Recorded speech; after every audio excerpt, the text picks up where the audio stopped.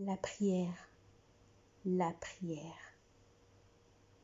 Ô vous qui avez cru, prenez aide dans la patience et la prière.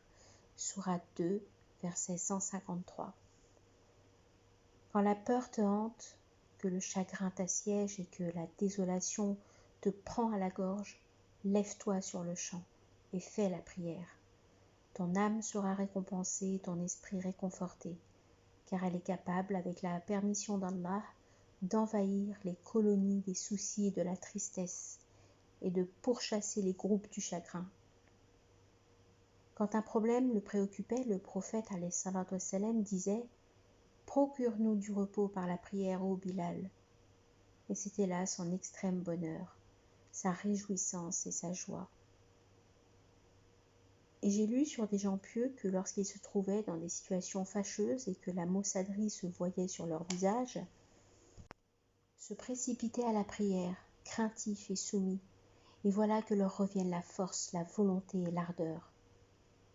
La prière de la peur a été légiférée pour qu'elle soit accomplie au moment de la frayeur, le jour où les têtes volent en l'air et que les vies disparaissent sous les lames des épées.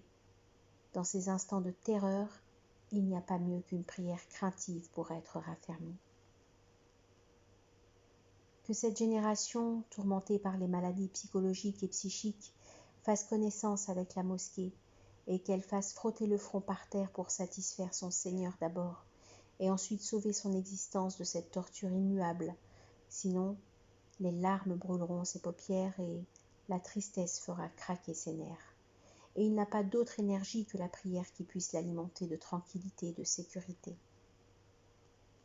Ces 5 prières quotidiennes, si nous étions raisonnables, sont une des plus grandes grâces d'Allah.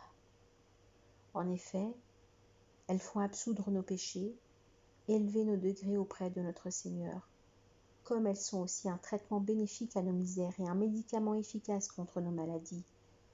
De même qu'elles font affluer dans nos consciences des quantités pures de certitude et remplissent nos cœurs de satisfaction.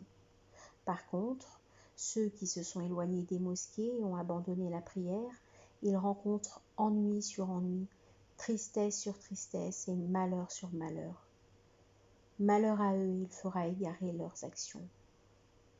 Sourate 47, verset 8.